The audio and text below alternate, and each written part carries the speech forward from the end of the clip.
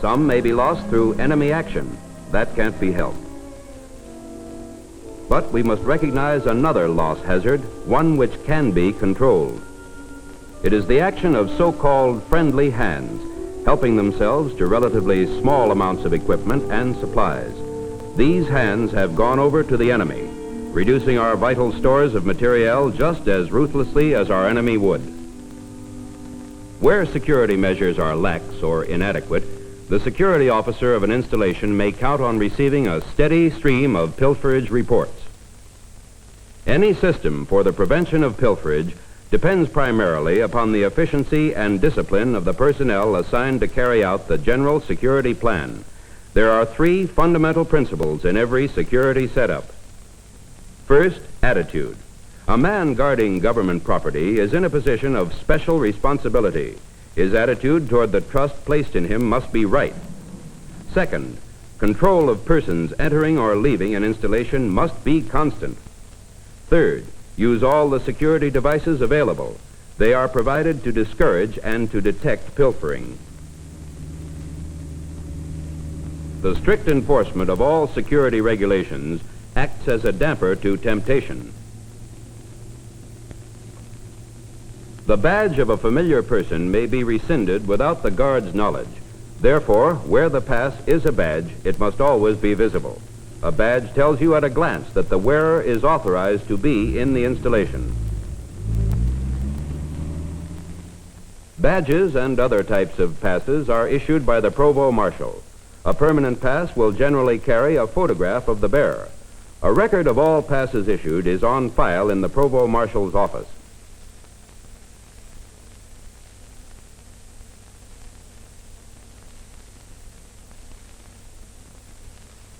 Security personnel should be familiar with every type of pass issued, including those given to visitors and persons authorized to enter restricted areas.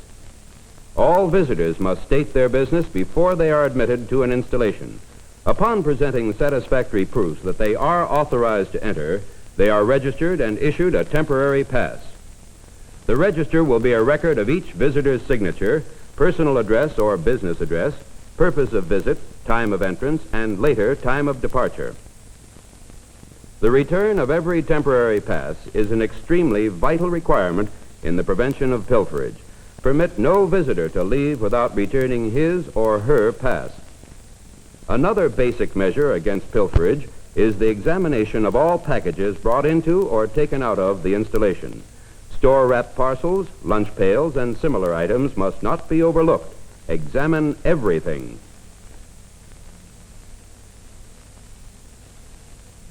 A check room, established at the entrance to the installation, eliminates the frequent annoyances and delays involved in the inspection of packages.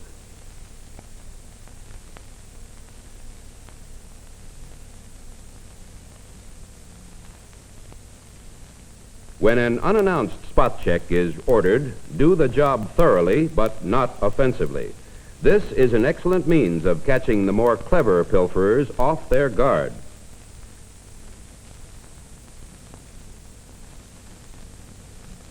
No single security measure can cover all the dodges that a sharp pilferer can dream up.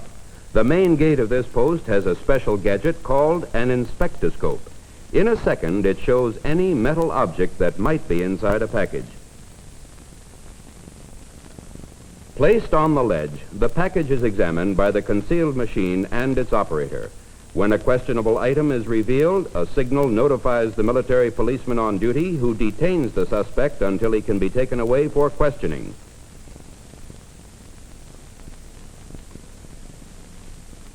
Traffic control, while designed for overall security, is another definite barrier against pilferage. Military policemen in their booths should be able easily to observe the approach of both incoming and outgoing vehicles.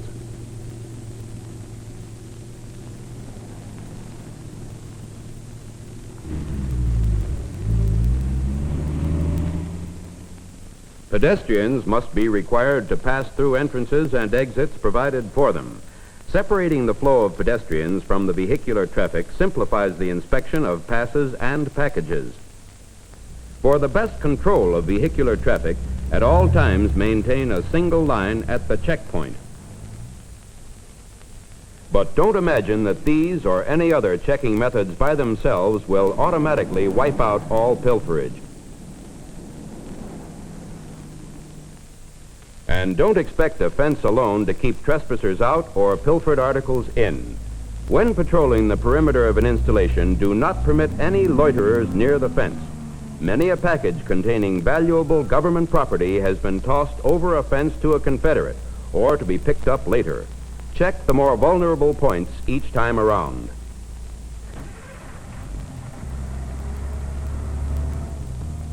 An observation tower takes care of potential weak spots in the perimeter fence. The additional height allows the guard to clearly observe multiple activity or to keep an eye on unusual terrain features. When any gate is not in use, make sure that it is locked securely. Locked steel cribs and locked chests afford the maximum security against pilferage, but they must nevertheless be guarded.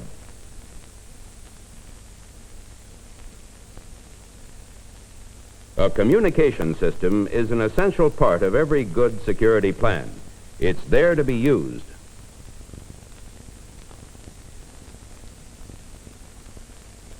Roving patrols are most effective when radios keep them in contact with their headquarters.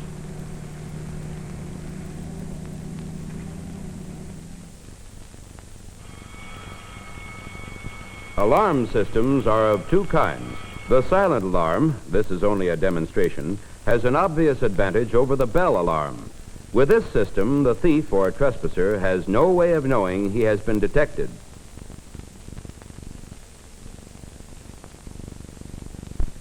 Here is another technique which can sometimes be used to establish the guilt of a pilferer. This powder, invisible to the eye, is easily seen under an ultraviolet ray. A pilferer with this on his hands has no alibi. In a well-organized storage area, the storage arrangement will be such as to afford the guard long, wide lanes of observation. Where this principle has been disregarded, guards should notify their immediate superior.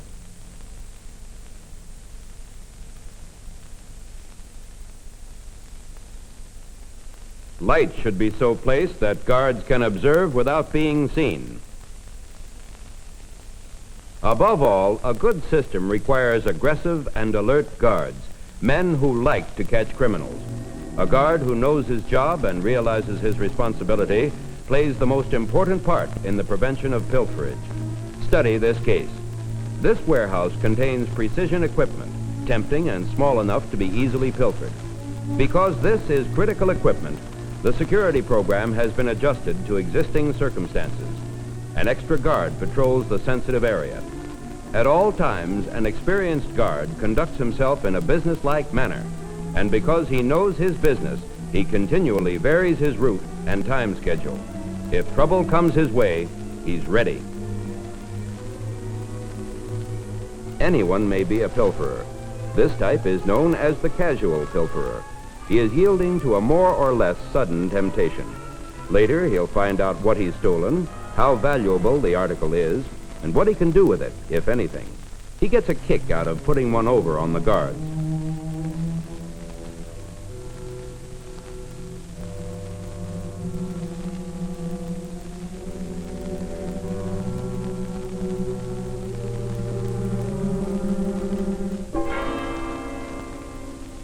An alert guard is more than a match for a pilferer. Notice that he acts quickly and firmly.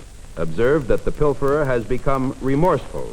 He usually does, offering a wide variety of excuses for his unusual act. Never be influenced by the statements of a pilferer. Stick to business, call for help, and keep your prisoner covered. Assistance arrives quickly when the security system is sound.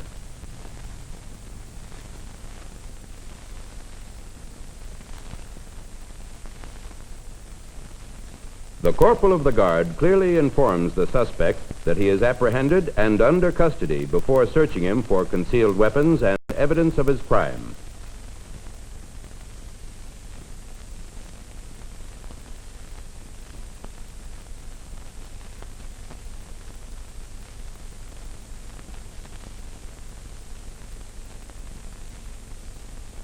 Because of the very nature of the act, the pilferer generally conceals the stolen article on his person.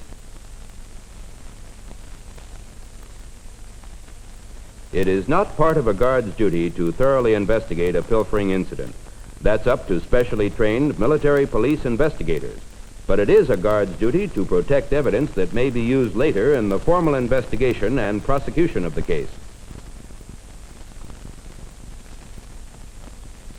In this case, to protect the evidence, the guard stations himself near the box that was broken into and stays there until relieved. Then, working with the non-commissioned officer, he completes the job by writing out a clear and accurate report of exactly what happened. The report is forwarded to the security officer first, then next to the provost marshal, and finally to the commander of the installation. He reads every report because he is responsible for the overall security of the installation.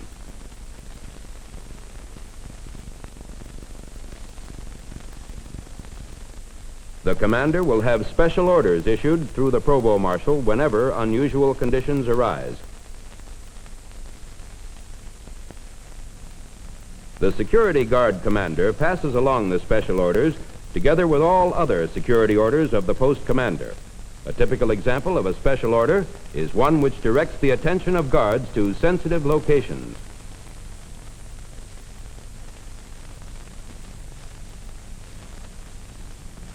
Such orders are posted and also given verbally to the men who will carry them out.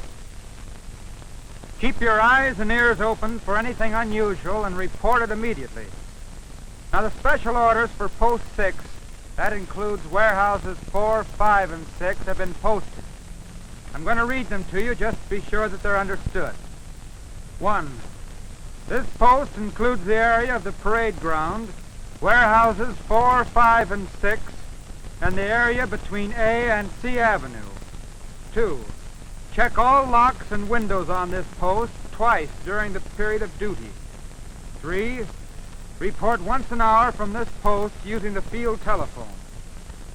You know your general orders. You're all experienced guards. Do a good job. That's all. Detail. And hunt! Sergeant, post your guard. After instructions are issued, non-commissioned officers take over. As supervisors, they are responsible for the performance of the guards under them.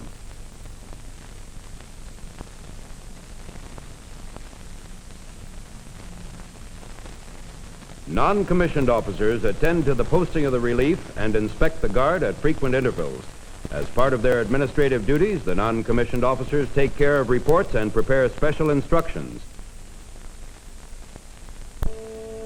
Here's a short story about casual pilferers who happened to get away with it once, so they decided to try their hand at systematic pilfering. Because it's night, one of the more experienced military policemen is on duty at the main gate. Even though this truck driver is a frequent visitor, he doesn't enter until his identification and pass are checked.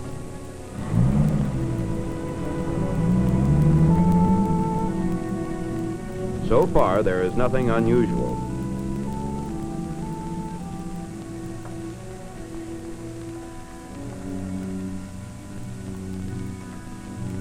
Late visitors on this post, however, are unusual.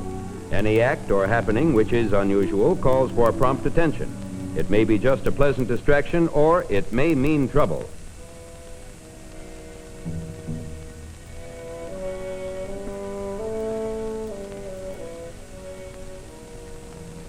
Oh, MP. What's the trouble, miss? Something real awful's happened. Me and my girlfriend can't get into a house. Well, what do you mean? Well, there's a man hanging around a corner, and we're afraid to go down the street. Do you think you could come with us for a minute? I'll be glad to help you when I'm through with my tour of duty.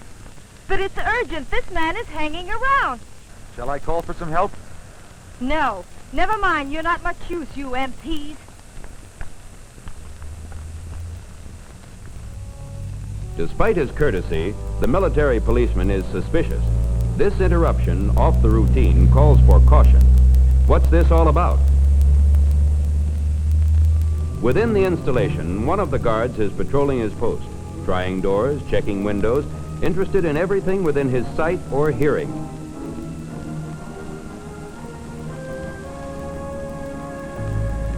As the familiar truck approaches, the guard gives it only a casual look.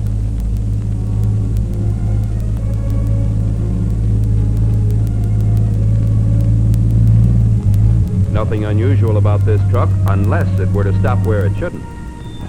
Uh-oh, that's it. What the hell, dear? Is that all you got? All?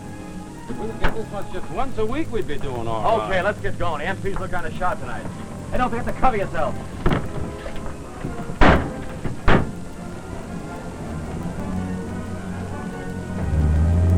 Meanwhile, losing no time, the guard calls the corporal of the guard who alerts the main gate.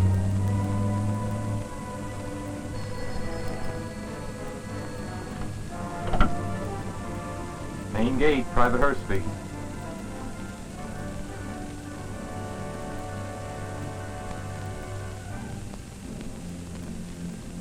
Okay, will do.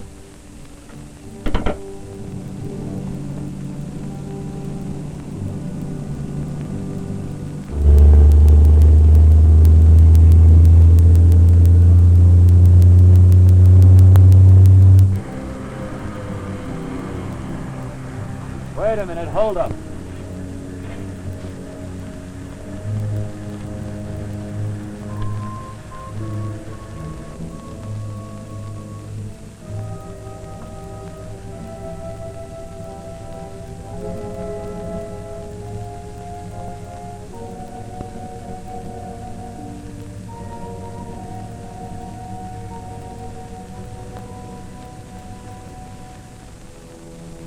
The conspiracy to commit systematic pilfering fails.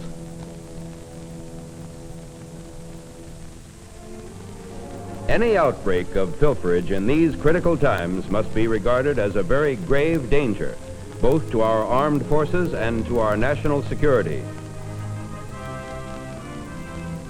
The security measures shown apply to all situations, whether overseas or in this country. When the facilities required are not available, they must be improvised. Pilfering can be prevented, but it demands an energetic security force, carefully organized. There must be teamwork, common sense, initiative, know-how, judgment that anticipates the dodges of the pilferer system.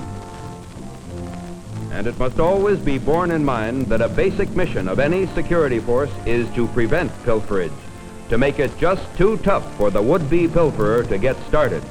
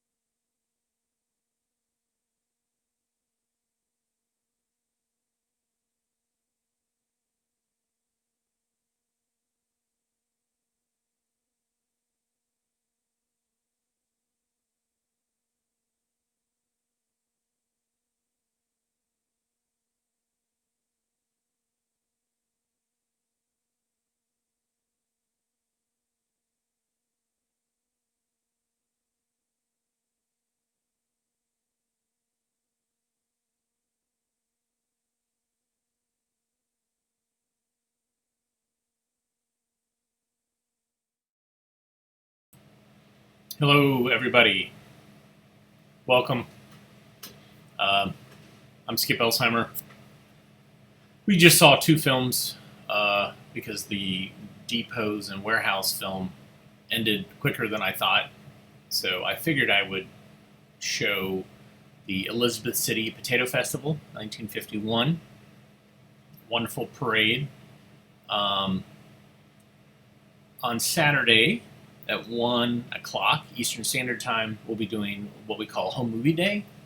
Normally we do this in person at a library or archive or gallery space, and it's usually in mid-October, but given COVID and given my loving a challenge, we're doing it virtually. And you can check us out on YouTube, Facebook, or Twitch, or wherever you're checking us out. And what we did is we had people bring by, drop off their home movies and home videos, and we've been digitizing them. And we're going to put together a little show and a little presentation, and people will be there to answer questions. There will be Home Movie Day bingo. It's really a lot of fun. We've been doing a Home Movie Day for 18 years. And I've already done 2 home movie days this year before COVID kicked in. I did one in New York City, and then did one in Durham, North Carolina. And normally we do it, like I said, around October, and that's where most other folks are doing it. And we'll probably be doing it virtually. A lot of them will be internationally. And so this is kind of part of that deal of, like, I love taking these films that are kind of locked away in people's closets and under their beds and bringing them out and kind of showing them, because they show a little bit of our culture. So we saw Potato Festival footage.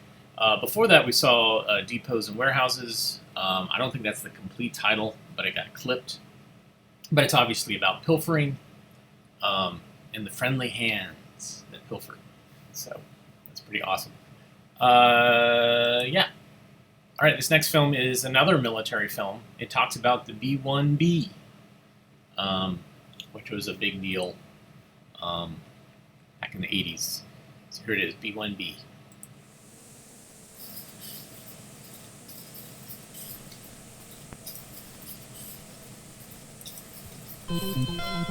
In the late 1950s, strategic thinking ran to high-altitude airplanes for survival.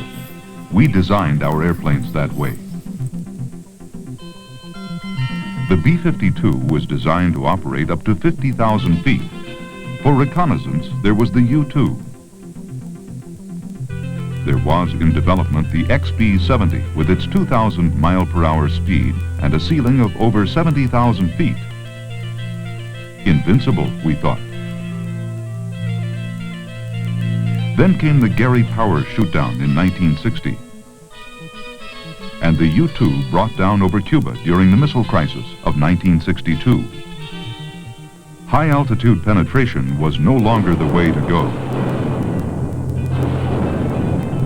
We, therefore, modified the B-52s with new avionics and developed low-level tactics, and, at the same time, we launched a high-priority study labeled Advanced Manned Strategic Aircraft. This study concluded that to defeat the Soviet radar and surface-to-air missile threats, our bombers would have to fly fast and at extremely low altitudes. Out of this study in the late 60s came the B-1, or more precisely, the B-1A, which first flew in late 1974.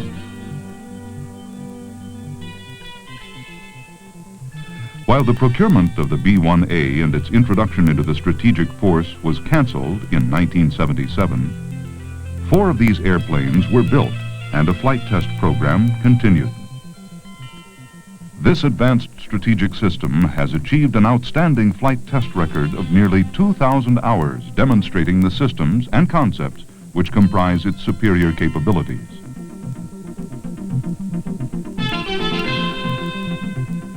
In 1982, when the B-1 program was regenerated by the President and the Congress, it inherited an extensive amount of test data which provided the technical impetus for the development of the B-1B. The The B-1B, with all its improvements, is scheduled to be in full force of 100 aircraft by 1988. In view of our strategic missiles and submarine capabilities, why do we need a manned bomber, and why the B-1B? Our nation's posture of deterrence has long relied on what we call the triad of strategic weapons. The intercontinental ballistic missiles, 1,000 of them in hardened shelters, provide an adversary with an enormous problem to neutralize. Our submarine force, securely hidden under the sea, provides sea-launched ballistic missiles which further complicate the enemy's defensive problem. The manned bomber, which can employ a variety of tactics under positive control, offers the most flexible of the three elements of the triad. Together, these forces dilute the Soviets' defensive efforts. They cannot concentrate their resources on one or two predictable systems, but must always consider the third and less predictable system. The manned bomber is highly versatile. It flies daily. It can be seen by citizens of this country who are reassured by its presence. It can be seen by potential adversaries when used as a diplomatic tool to demonstrate national resolve.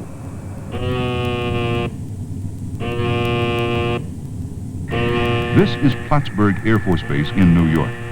The airplane is the medium-range FB-111. Periodically, the Strategic Air Command exercises its forces to train its crews, of course, but also to give visibility to our strategic forces. Bombers can be dispersed to satellite bases and postured as a very visible increase in national readiness in times of crisis. And most effectively, the manned bomber can be launched under positive control, airborne, on the way to a target, but recallable at the last minute through an elaborate command and control system. What you've seen done here by the FB-111 can be done in spades by the B-1. Designed for fast alert response, the time from klaxon horn to being airborne is a very few minutes.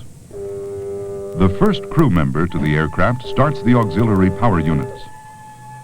Systems are powered up by the time the four-man crew is at its stations. Fewer ground support personnel are required to get the system launched. It's reactive. The B-1A has provided answers to a lot of questions in its flight tests. It has flown new offensive and defensive avionics systems. Design features are being incorporated which will improve its prime asset, penetrability.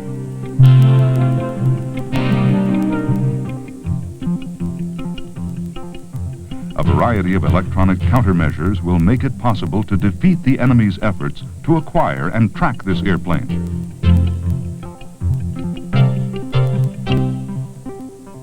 Other systems are designed to defeat other threats, such as infrared seekers. Its low-level, high-speed performance provides great problems for an enemy's defenses. It is a capable penetrator.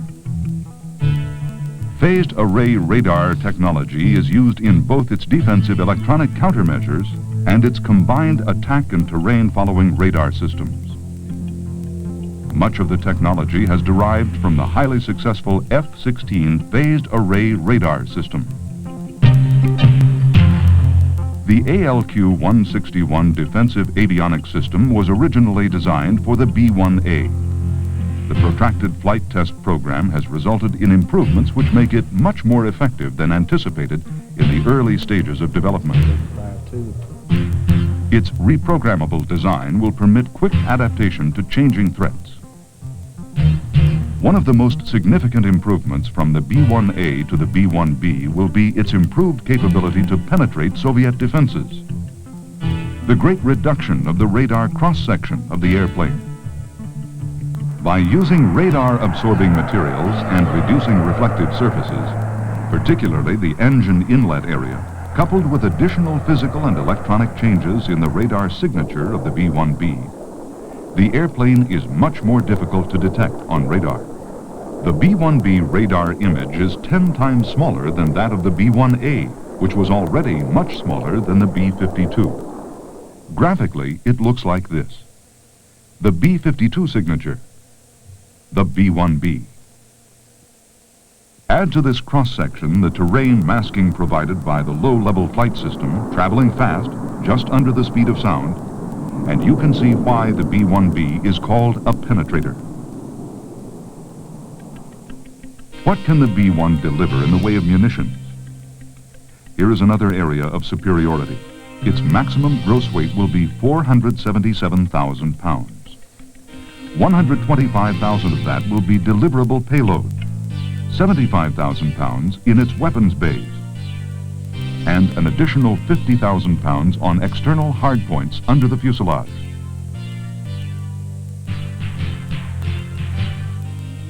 The 3 weapons bays can accommodate 8 gravity nuclear bombs each, or 3 rotary launchers for the short-range attack missile, SRAM. The bulkhead between the forward weapons bays can be moved to accommodate the longer air-launched cruise missile, 8 of them on a rotary launcher. The B-1B will carry external stores. In fact, Alchems can be carried on fuselage hardpoints, with the aft weapons bays still available for gravity bombs, or SRAM. What a challenge to an enemy's area and terminal defenses. Extensive testing on the B-1A airframe has provided confidence in the accuracy and dependability of the offensive avionics and the separation qualities of the ordnance plan. We learned to give flexibility to our strategic bombers when we used the B-52 as a conventional bomber in Vietnam, with effective results. The B-1B can carry clips of 28 Mark 82 500-pound bombs in each of its 3 weapons bays. That's a total of 84 weapons internally. How Jimmy Doolittle could have used the B-1 when he planned his 30 seconds over Tokyo. It took a carrier task force supporting 16 B-25s with 80 crew members to carry some 64 500-pound bombs. That's 20 fewer bombs than the internal load of 1 B-1B. With all its technology, the B-1B is not an inexpensive plane to build. However, 1 B-1B with a crew of 4 could have departed the continental United States, dropped its 84 bombs, and been back in the States non-stop for supper. We've come a long way in less than half a century. The B-1B has a global range with aerial refueling. Coupled with its accurate navigation system and large weapons loads, the B-1B is suited to the maritime support mission, such as reconnaissance of strategic shipping lanes and the airlaying of mines. This versatile and long-range airplane is on the front burner now. With component testing on the available B-1A airframes, the Air Force has compressed the time needed to achieve operational capability. The new assembly plant at Palmdale, California, will achieve a schedule of 1 airplane per week when it reaches peak production.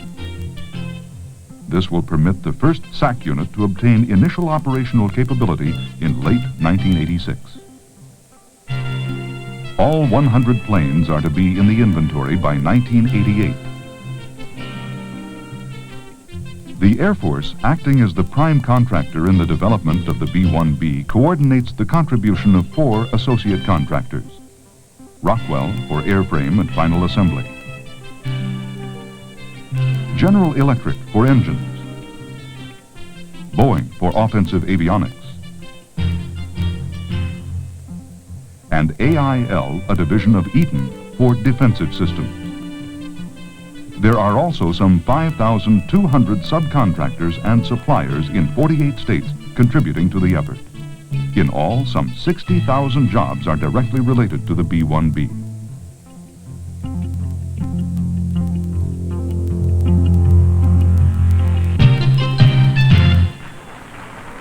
This is the B-1B. Not exceptionally different in appearance from what we've seen already in this film.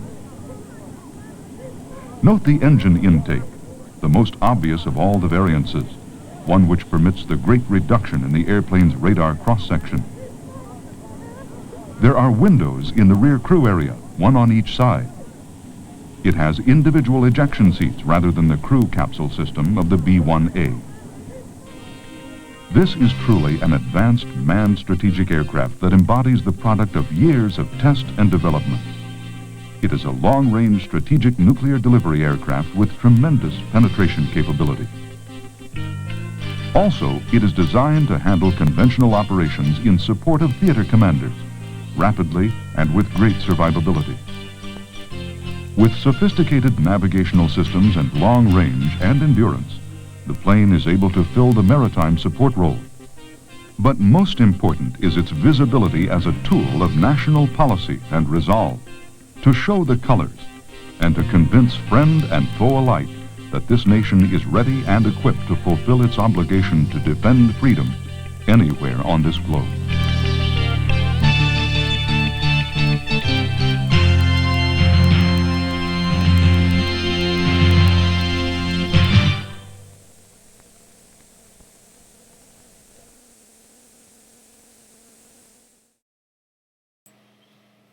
So that is a promotional film for the B-1B, which was a very expensive plane, and so I'm sure that the Air Force commissioned this to show it to senators and people that were approving budgets, saying that, this is why we need this aircraft. It's worth it. So it's an interesting, it's Air Force. It was made by this company called Goal Productions. And I have several Goal Productions films that some of them are military related and some of them are just weird promotional films. The tire rigging demo came from that badge, from the Goal Productions badge. So maybe they had a tire rigging that they use for some military stuff. But there's more of those to come. I will show some more of those. There's some pretty great ones that I found over the years. Yeah. So speaking of aeronautics and promotion for budget, NASA would do that with their aeronautics and space report, and they would do it monthly or quarterly or yearly, depending on what was going on and depending on what they were trying to get budgeting for. And this one is from 1965, and I still think that they're doing them. They're basically these little video news releases that they often release to the press, and the press will then sometimes take the blip and talk about it. And NASA is not just about space; it's a lot about aeronautics and about airplane technology, which is super important. So here it is, 1965.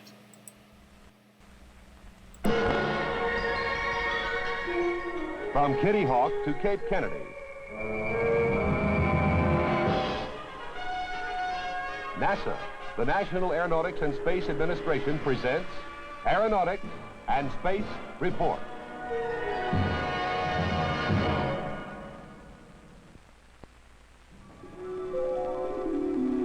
This is astronaut Edward White as he stepped from the Gemini 4 craft into space.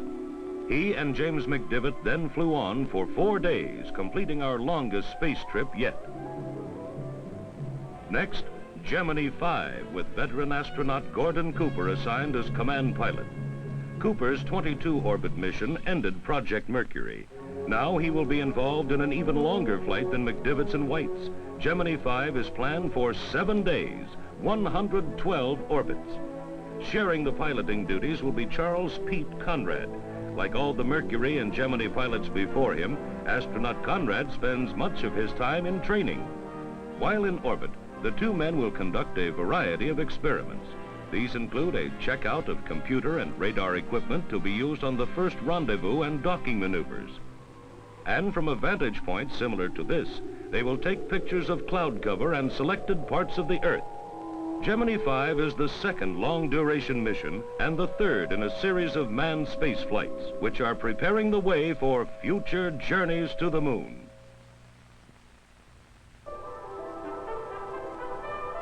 Rockets, satellites, research planes, spacecraft, products of the emerging space age.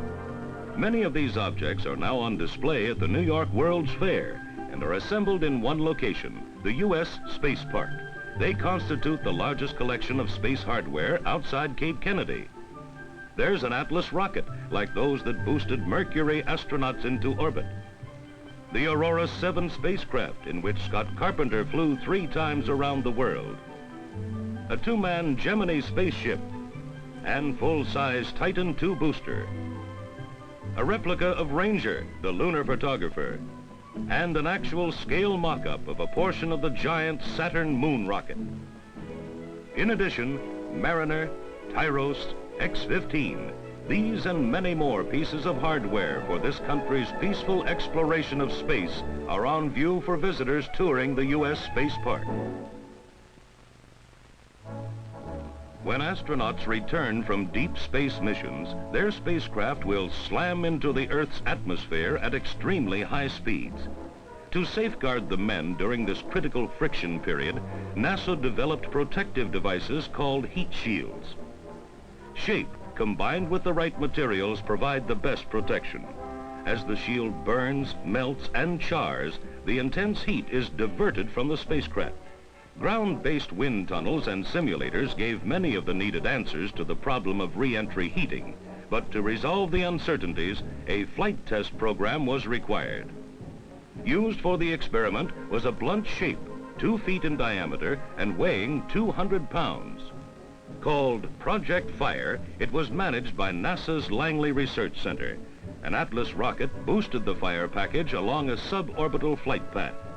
On the downhill side of its trajectory, some 187 miles up, a rocket engine ignited to ram the fire package back through the Earth's atmosphere. Its speed, over 25,000 miles per hour. As it burned its way toward Earth, instruments sent information on heating intensity to ground stations, ships, and planes near Ascension Island in the South Atlantic. Project Fire confirmed that future manned craft can be designed to withstand the searing heat of re-entry after missions far out in space.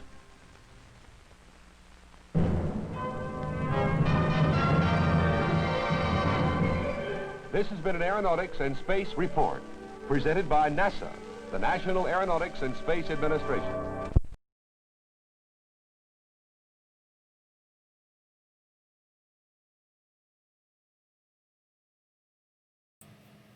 Yeah, so a little news blip of what was going on, what was newsworthy. And it's pretty great. You get to see, I've digitized some NASA footage for different folks, for NASA, for local university, for myself, individuals. And it's interesting to see, like, you know, the different advances and how each different space center was working on something, different projects at different times. So I'm hoping, we've talked about over the last several months, the Hal Smith, who was a voice actor on many of the films that we have. He was on Verb Star. There's so many others that he did voice acting for.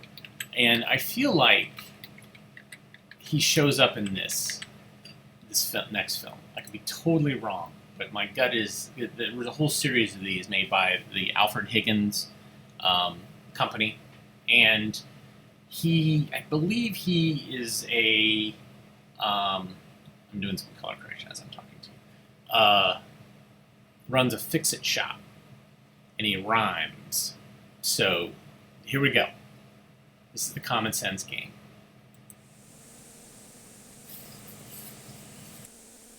Adjust the sound volume. The film will then be ready for correct projection.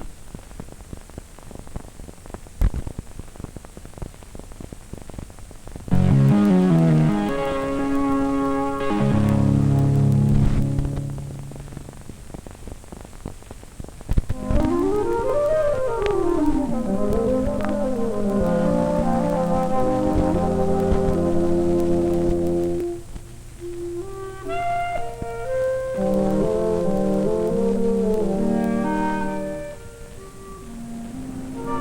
don't you throw it out there, Dave? It'd really go. I don't know. I'm not supposed to go up there. Go ahead. It's not high. I dare you. I better not. Chicken. Nah, nah, nah. No, I'm not. Then prove it.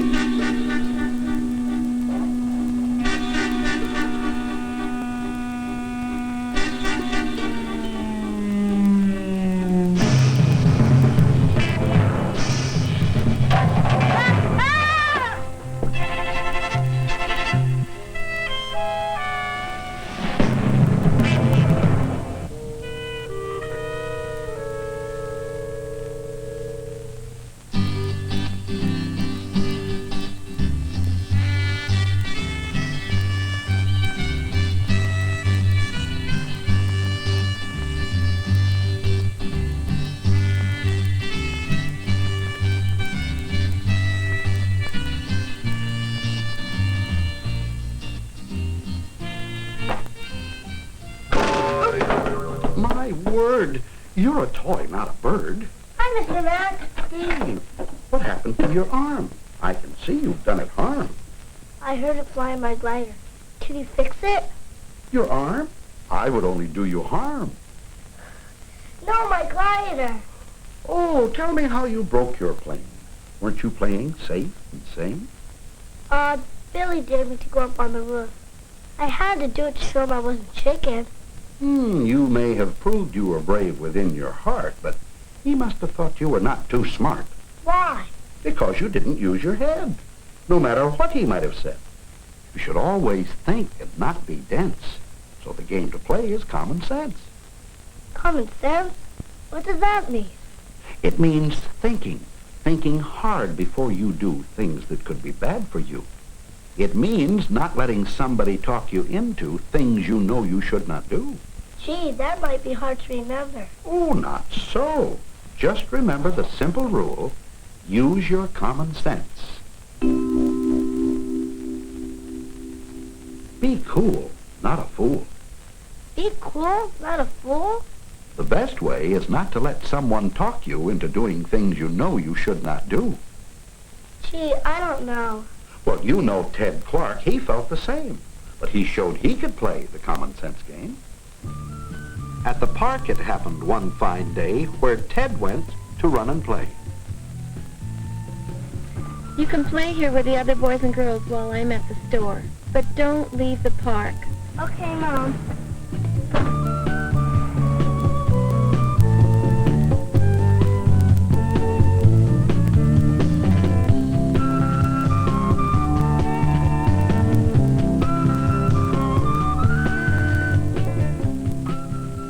His mother had told Ted that he must not leave the park no matter what.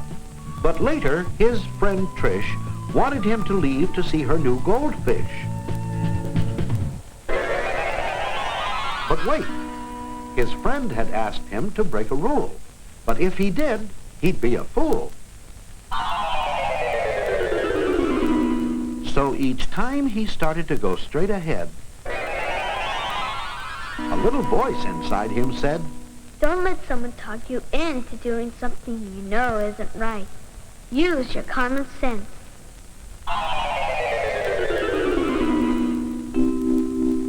Be cool, not a fool. At last, Ted said no. He was no fool. His friends understood he couldn't break the rule.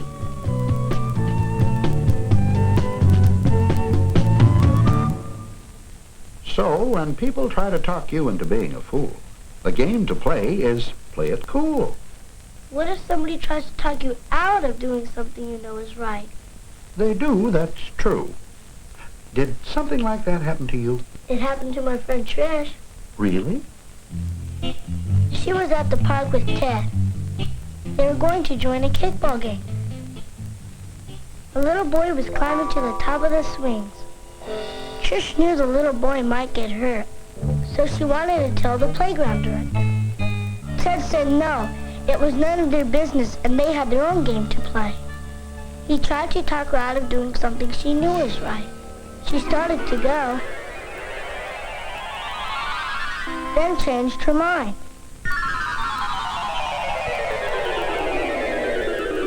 She didn't want to make Ted late for the kickball game, but she knew she should go. But if she did tell the playground director, Ted would be angry with her.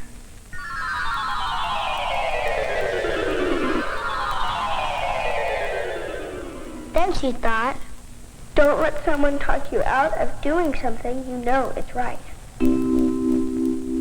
Be cool, not a fool. So Trish did what she knew was right.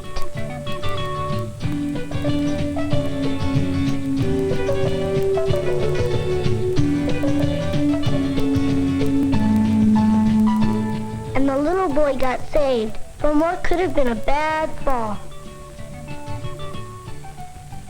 That's right. What a delight. Being cool, not a fool, also means not letting people talk you out of doing what you know is right. I know another thing that took common sense to be cool and not a fool. What's that? Well, Billy and Mary were walking past an old building. Billy picked up some rocks. He told Mary to throw one at the window. At first, Mary thought it would be fun. But she stopped because she knew it was wrong to break things that belonged to other people.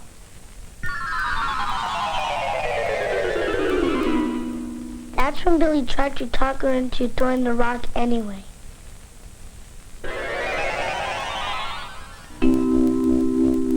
Be cool, not a fool. Don't let someone talk you into doing something you know isn't right. Use your common sense.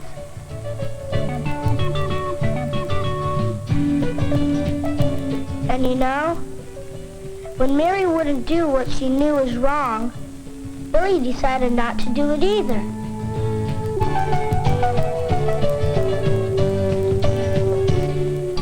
And so you see, and this I say, common sense can be used in every way.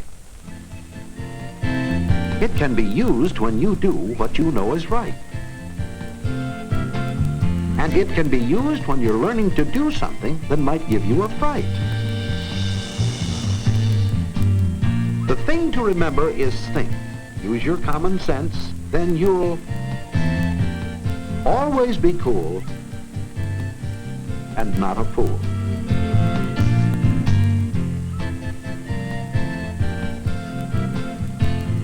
Well, I wish I had another chance so I wouldn't hurt my arm. I bet I can be cool and not a fool. Well, we can find out if I use this hourglass to turn back time to make it pass. An hourglass? How does it work? The sand going to the bottom from the top measures time, which does not stop. Here, shake it up, and maybe you'll find it will go backward for a reverse of time.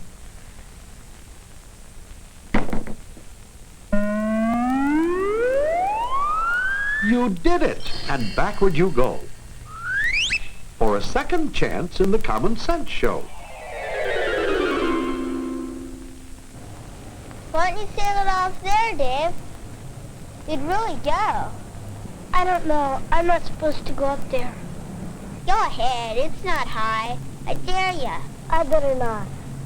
No, I'm not. Then prove it. That wouldn't be very smart. I'd better use my common sense. I'm not going up there. Why don't you? Not me. That's it. Be cool and not a fool. Yeah, let's find a safer place than this. I'm so very glad you came because now you know The common sense game. if you're in doubt about wrong, You have to think with thought. remember this game, what's the rule? Always be cool and not a fool.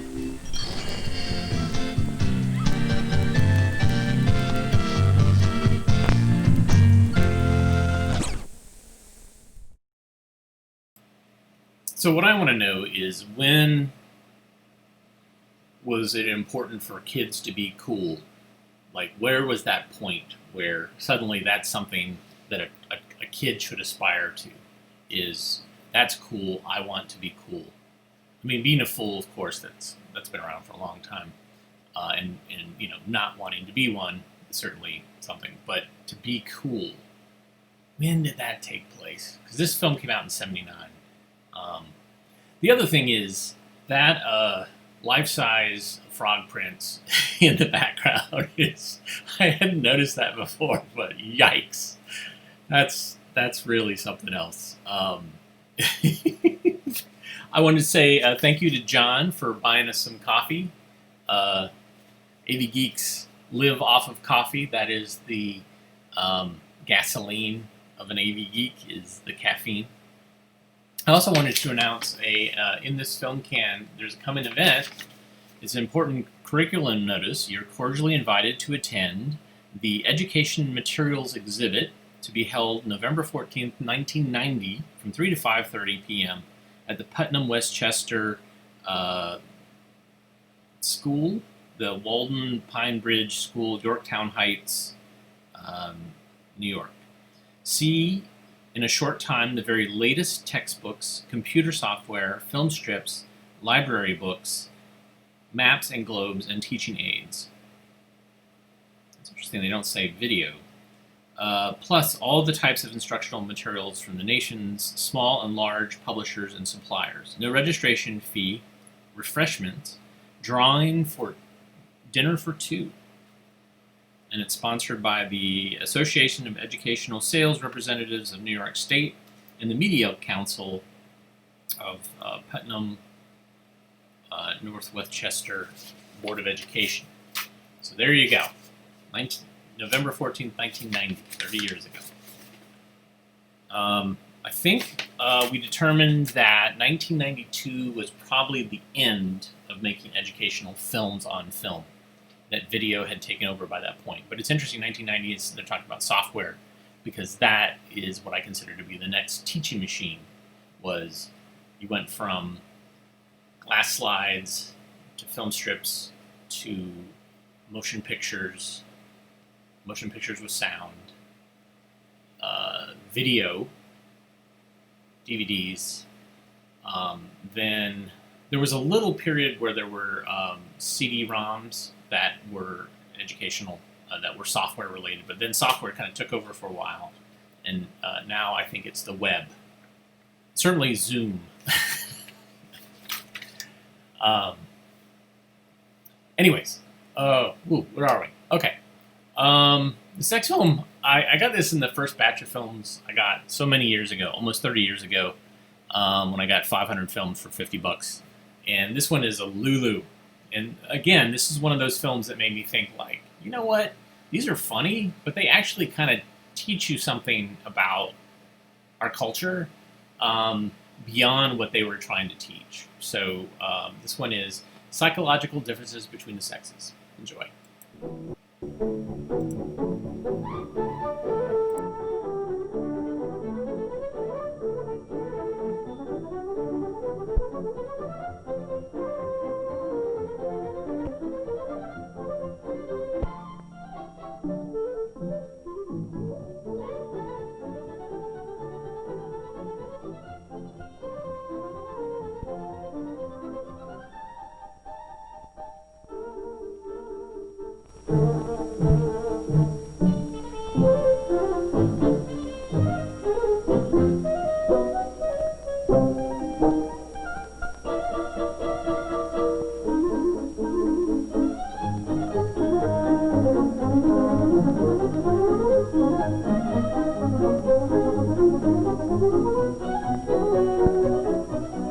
Everyone is aware that the differences between the sexes go beyond obvious physical factors.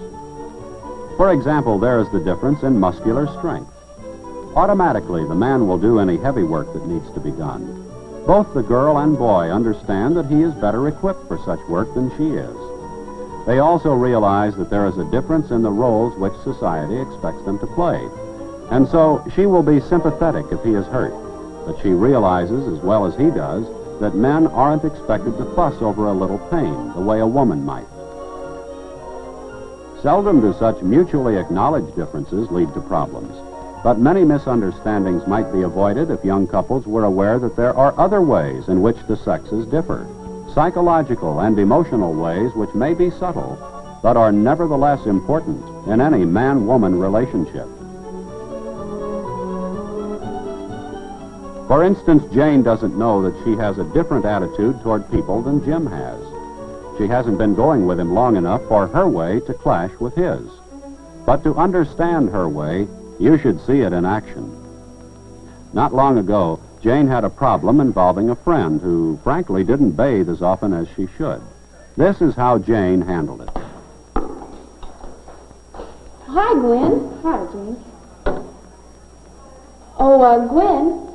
Yeah? Last time we had Jim, I ran out of deodorant, and I was going to borrow some from you. And I saw you didn't have any in your basket either. So since I had to get some for myself, I got some for you, okay? It's supposed to be real good. But you have to use it every day, after your shower. All right, I'll try it. Indirectly and subtly, using a roundabout method, Jane tries to get her point across in a woman's way.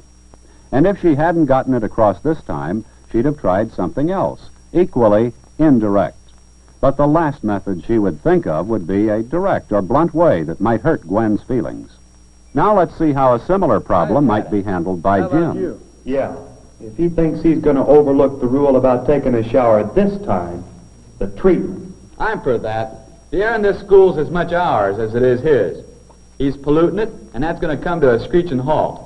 I have to sit beside him in history next hour. Hi, fellas. Well, I practiced that hook shot so long I don't have time to take a shower. Hey, what are you guys doing?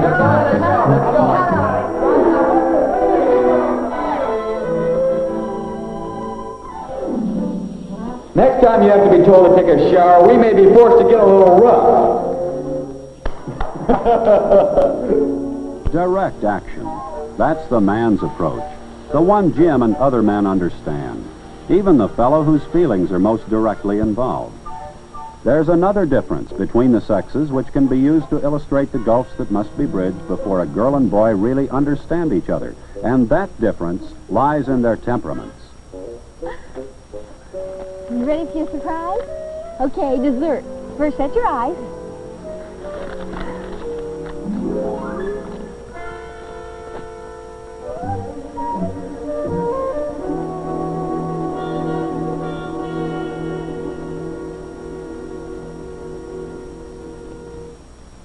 I bet you didn't even know I knew today was your birthday. Gosh, no. Thanks.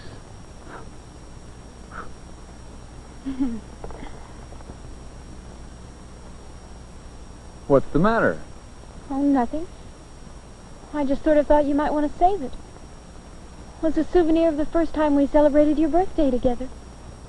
Oh, yeah. Sure. In general, women place much more importance on romantic symbols. Men, on the other hand, generally have to work at being romantic, remembering birthdays and anniversaries, surprising their wives and sweethearts with little gifts. We know that Jane is romantic and sensitive to other people's feelings. Well, she is equally sensitive about herself. Touchy is the word a man might use when it comes to interpreting a harmless remark as one that is directed personally toward her. Jane? What do you think of that new girl, Susan, what's her name? McCarty. I don't know. I don't know her very well yet. Why? Oh, I was just wondering if she was going to fit in, you know. Yeah. Yeah, I guess I do a little. She seems sort of standoffish. Except at the table. Wow, how she eats. Stuffing it in, smacking, making all kinds of noise. You think she'd know better. Okay, Gwen. Well, I can take a hint. By making noise eating, why don't you just say so? Jane personalizes comments, immediately saying to herself, "Am I like that?" And since she is human and quite likely to be like that, she assumes the comment was really meant for her, even though such a thought was far from Gwen's mind. And how about Jim? Is he likely to be different from Jane in this matter of applying general comments to himself? Let's see. As far as I'm concerned, Tolliver's out. I don't want him on a double date, particularly the awards banquet. We're not slated to get any awards, but Tolliver will. He's a whiz. Well, so what? He's a slob. His clothes look like he spilled half his dinner on them. Just what I've been saying. Tolliver's out. Men usually do not take general comments personally.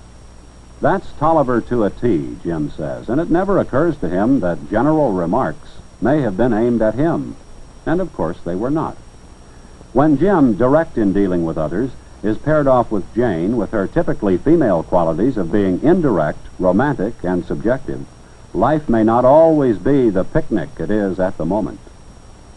And that's why I have to be home by 6. Big family get-together. All the grandparents invited over. Boy, my mom's really making a big production out of my birthday. And I'd just as soon spend the evening with you. There'll be other evenings. Your mother will be disappointed if you're late.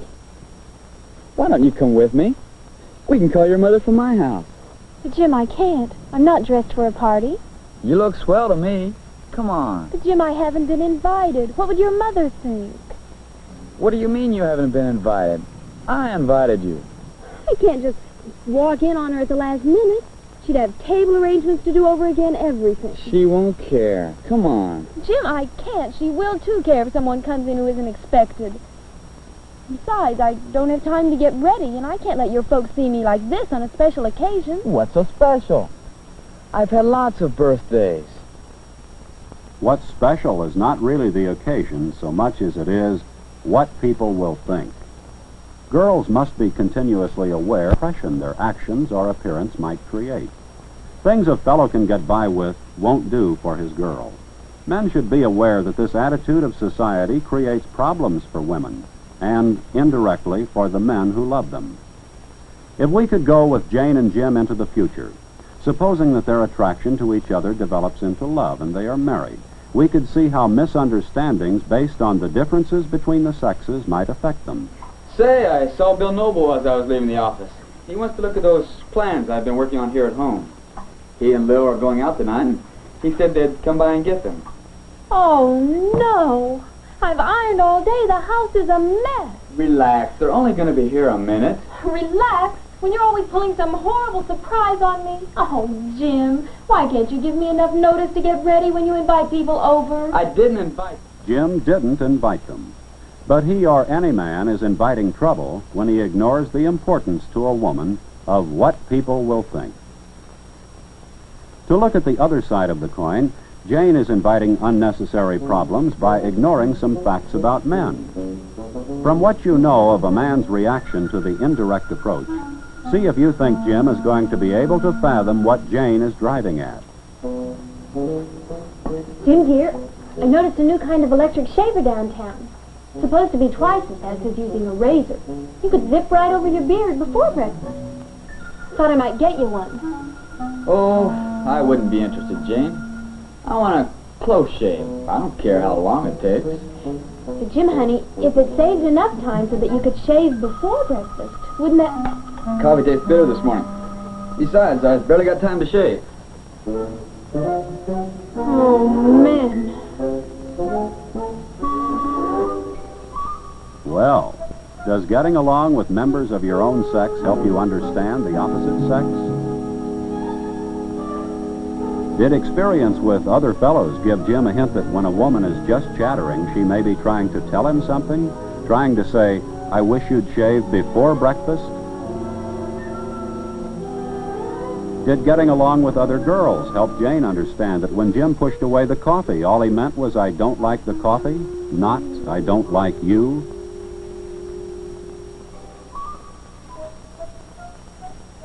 But to get back to the picnic and Jim's bewilderment because Jane won't go with him to a birthday dinner because of the way she looks when it's his birthday. To get back to Jane's reaction to the masculine surprise that's been sprung on her. A misunderstanding exists here because each persists in expecting a reaction from the other that one should expect only from someone of his own sex. I just don't understand the way you're acting.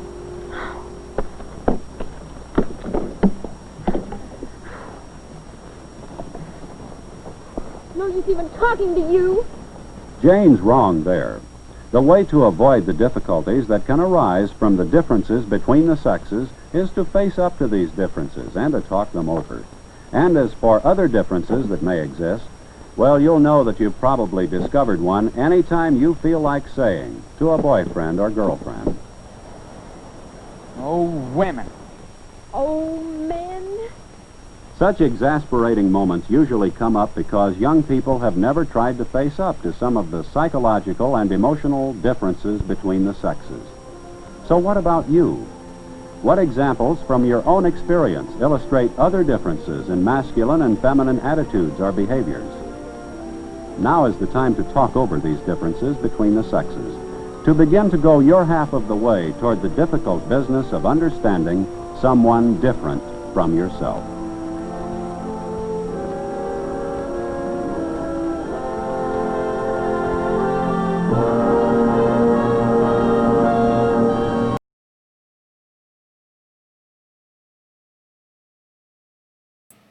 So, surprisingly, that film is trying to be progressive and trying to talk about what could be potentially causing problems with communication.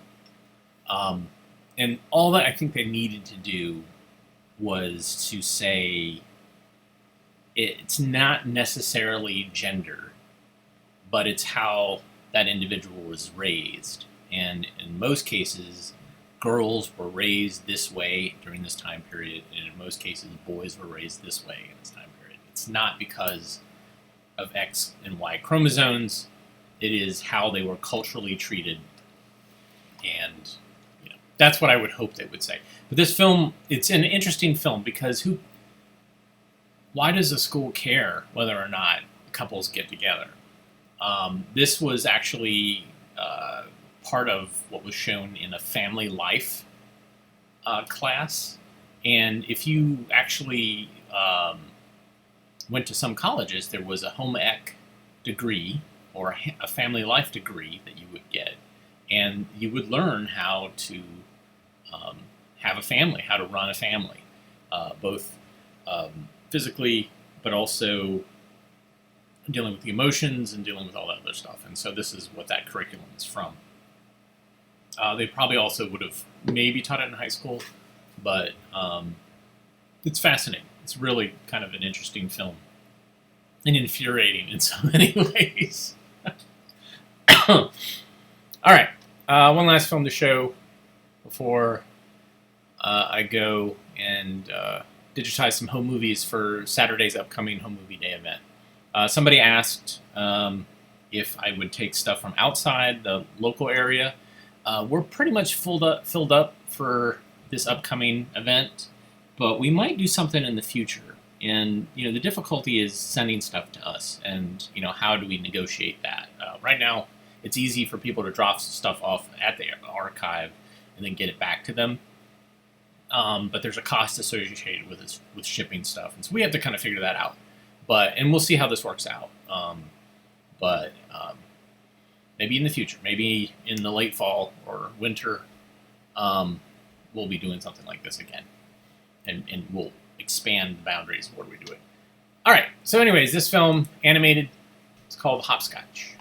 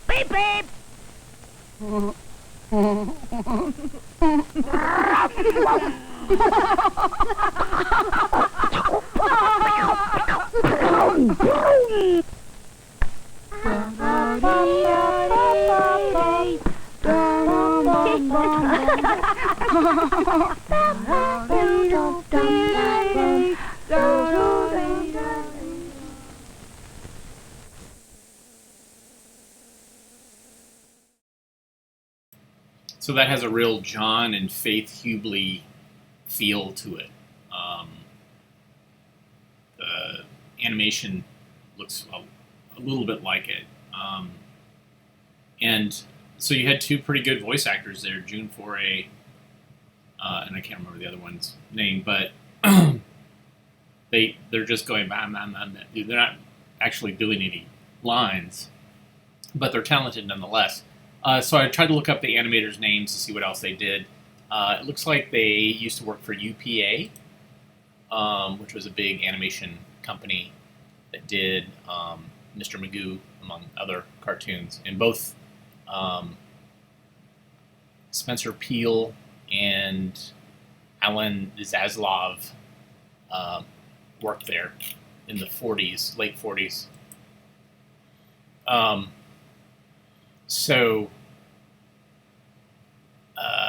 Yeah, interesting film. I like films like that don't have necessarily. They work on an international market because you don't have to translate, so I see a lot of Czech films that don't have people talking. They just have muttering and emotional things. All right. That's it for today. Thank you so much for tuning in. If you like what you saw, you can click a like button or subscribe. You can also buy us coffee. Thank you for that, for the folks that bought us coffee today. Also, you can go to AV Geeks and see other things that we have online. And we'll be back tomorrow, 1 o'clock Eastern Standard Time, and we'll watch some films that I haven't seen before. It's kind of exciting to do this with you guys, because some of these films I haven't seen Hopscotch before, and so these are new for me. And I have so many films that we need to get through that you guys are watching these with us. So thank you so much for that, for being there for us. I used to do it like every Sunday night. I'd have people come over, friends come over, like 4 or 5 people, 5 or 6 people, and we'd sit around and watch these films. And that was fun. I really much enjoyed that, but it was always difficult to kind of wrangle people, and we're all adults and have busy lives. But this is awesome because we can do it every day for lunch. So thanks again so much for tuning in with us. As always, what's inside the can sometimes tells us so much. Like, please rewind and love each other. And I will see you guys tomorrow. Everybody, take care. Have a good rest of the day.